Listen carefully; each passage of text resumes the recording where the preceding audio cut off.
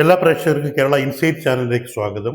ഈ വീഡിയോ പ്രത്യേകമായിട്ട് ഞങ്ങൾ ചെയ്യുന്നത് 50 വയസ്സ് മുതൽ 60 വയസ്സിനിടയിലുള്ള ആളുകൾക്ക് വേണ്ടിയിട്ടുള്ള ഒരു വീഡിയോയാണ്. കാരണം ഈ CJP സമരവുമായി ബന്ധപ്പെട്ട് ഇവിടേക്ക് രക്ഷിതാക്കളുടെ പ്രായം ഏകദേശം ഈ ഒരു പ്രായമായിരിക്കും. കാരണം 25-30 വയസ്സുള്ള യുവജനങ്ങൾ അല്ലെങ്കിൽ വിദ്യാർത്ഥികളൊക്കെ ആവാം ഈ സമരത്തിൽ മുഖ്യധാരയിൽ ഈ സമരവുമായി ബന്ധപ്പെട്ട് പ്രവർത്തിച്ചിട്ടുള്ളത്.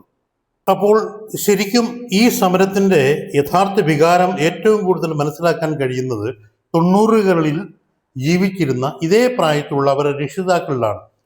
രാഷ്ട്രീയവും വിദ്യാർത്ഥി പ്രക്ഷോഭങ്ങളും ഒക്കെ കണ്ട തലമുറയാണ് ഈ പറയുന്ന പ്രായമുള്ളവർ. ഇന്ന് രാജ്യത്ത് CJP പേരുള്ള യുവജന കൂട്ടായ്മകൾ നടത്തുന്ന പ്രതിഷേധങ്ങൾ വെറും ഒരു വാർത്തയായി മാത്രം കാണേണ്ട കാര്യമല്ല. അന്നത്തെ കാലഘട്ടത്തിലും യുവജനങ്ങൾ പൊതുപ്രശ്നത്തിൽ കൂടുതൽ സജീവമായി ഇടപെടാൻ ശ്രമിച്ചിരുന്നു എന്നതാണ് ഇവിടെ ഞങ്ങൾ ചൂണ്ടിക്കാണിക്കാൻ പോകുന്നത്. ജനാധിപത്യത്തിൻ്റെ ശക്തി എന്താണ്? അധികാരത്തിലിരിക്കുന്നവരോട് ചോദ്യം ചോദിക്കാനുള്ള അവകാശം, തെറ്റുകൾ ചൂണ്ടിക്കാണിക്കാനുള്ള ധൈര്യം, ഭരണകൂടം ഉത്തരവാദിത്വം ഏറ്റെടുക്കണമെന്ന് ആവശ്യപ്പെടാനുള്ള ജനങ്ങളുടെ ശക്തി. ഒരു ജനകീയ വിഷയത്തിൽ പ്രതിഷേധം ശക്തമായതിനെ തുടർന്ന് ഒരു കേന്ദ്രമന്ത്രി രാജിവെക്കേണ്ട സാഹചര്യം ഉണ്ടായത് ഇന്ത്യൻ ജനാധിപത്യത്തിൽ ശ്രദ്ധേയമായ സംഭവമായിട്ട് ആണ് നമുക്ക് ഇപ്പം വിലയിരുത്താൻ കഴിയുന്നത്. നമുക്ക് കുറച്ച് പിന്നിലേക്ക് പോവാം. അന്ന് 50 വയസ്സുള്ളവർ, ഇപ്പം ഞാൻ മുമ്പേ പറഞ്ഞ ഈ പ്രായത്തിലുള്ളവർ 90കളിൽ 25-26 വയസ്സുള്ള യുവാക്കളായിരുന്നു. അപ്പോൾ കോളേജുകളും തെരുവുകളിലും അവർ സമരങ്ങൾ നടത്തി, ബാരിക്കേഡുകൾ മറികടന്നു, മുദ്രാവാക്യങ്ങൾ മുഴക്കി. അനീതിക്കെതിരെ പ്രതികരിക്കാൻ അവർക്ക് ഭയമുണ്ടായിരുന്നില്ല. അന്നത്തെ സാഹചര്യത്തിൽ പങ്കെടുത്ത പലരും ഇന്ന് MLA-മാരും MP-മാരും മന്ത്രിമാരും വലിയ നേതാക്കന്മാരും ഒക്കെയാണ്. എന്നാൽ അവരുടെ കൂടെ നടന്ന എല്ലാവർക്കും ആ സ്ഥാനമാനങ്ങൾ ലഭിച്ചിട്ടില്ല. പലരും കുടുംബത്തിന്റെ ഉത്തരവാദിത്തങ്ങൾ ഏറ്റെടുത്തു, ജോലി നേടി, ബിസിനസ് തുടങ്ങി, ജീവിതത്തിന്റെ തിരക്കുകളിൽ മുഴുകി. പക്ഷെ ഒരു കാര്യം മാത്രം മാറിയില്ല, അവരുടെ ഉള്ളിലെ പൗരബോധം.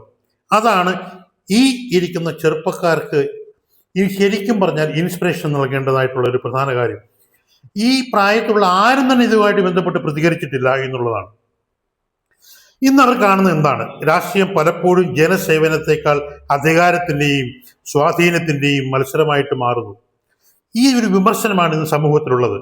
ഇതിനെതിരെയാണ് ഈ സംഘടിത ശ്രമങ്ങൾ നടന്നിരിക്കുന്നത്. ഇവിടെ ഒരു വലിയ മാറ്റം സംഭവിച്ചിരിക്കുന്നു.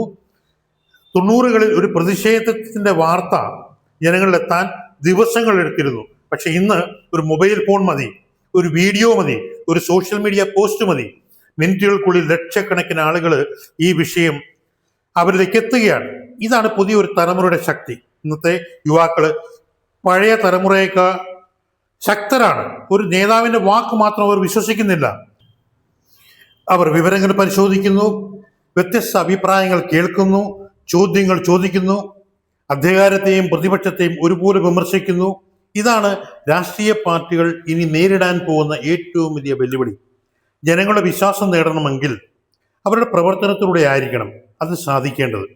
ഒരു ജനപ്രതിനിധിയോ ഒരു മന്ത്രിയോ ഭരണഘടനയുടെ ആത്മാവിനും ജനങ്ങളുടെ താല്പര്യങ്ങൾക്കും വിരുദ്ധമായി പ്രവർത്തിക്കുന്നു എന്ന് ജനങ്ങൾക്ക് തോന്നിയാൽ ഇന്ന് അതിനെതിരെ സോഷ്യൽ മീഡിയയിൽ ശരിക്കും പ്രതികരണം ഉണ്ടാകും. അതിനൊരു വേദിയായിട്ട് സോഷ്യൽ മീഡിയ മാറിയിരിക്കുകയാണ്. ഇവിടെ ഒരു കാര്യം പ്രത്യേകം ഓർക്കുക, ജനാധിപത്യത്തിന്റെ പ്രതിഷേധം പോലെ തന്നെ ഉത്തരവാദിത്വം പ്രധാനമാണ്. വസ്തുതകൾ പരിശോധിക്കാതെ ആരോപണങ്ങൾ പ്രചരിപ്പിക്കരുത്, തെറ്റായ വിവരങ്ങൾ പങ്കുവെക്കരുത്. വിമർശനം നടത്തുമ്പോഴും അത് വസ്തുതയുടെയും നിയമത്തിൻ്റെയും അടിസ്ഥാനത്തിലായിരിക്കണം. കാരണം ജനാധിപത്യം എന്നത് ഒരു ശക്തമായ ഒരു സംവിധാനമാണ്. ഒരു ഭരണകൂടത്തെ സംരക്ഷിക്കേണ്ടത് ജനാധിപത്യ പ്രവർത്തനത്തിലൂടെ ആയിരിക്കണം. ശക്തമായ പൗരസമൂഹം അവരോടൊപ്പം ഉണ്ടാകണം. ഇന്ന് 50 വയസ്സ് കഴിഞ്ഞവർക്ക് വലിയ ഉത്തരവാദിത്വമാണുള്ളത്. അവരുടെ അനുഭവങ്ങൾ യുവതലമുറയെ പങ്കുവെക്കുക, സത്യസന്ധതയും ജനാധിപത്യ മൂല്യങ്ങളും അവർക്ക് പകർന്നു കൊടുക്കുക. അപ്പോഴേ നാളത്തെ രാഷ്ട്രീയം കൂടുതൽ ഉത്തരവാദിത്വം ആവുകയുള്ളൂ. അവസാനമായിട്ട് ഒറ്റ ചോദ്യം കൂടെ ചോദിക്കുകയാണ് ഞങ്ങൾ. ഇന്ത്യൻ രാഷ്ട്രീയത്തിലെ യുവജനങ്ങളുടെ ഇത്ര സാമൂഹ്യ ഇടപെടലുകൾ ശക്തമല്ലേ? ശരിക്കും നിങ്ങൾ കമന്റ് ബോക്സിൽ അഭിപ്രായം രേഖപ്പെടുത്തുക. പുതിയ വീഡിയോയുമായി വീണ്ടും കാണാം. നന്ദി, നമസ്കാരം.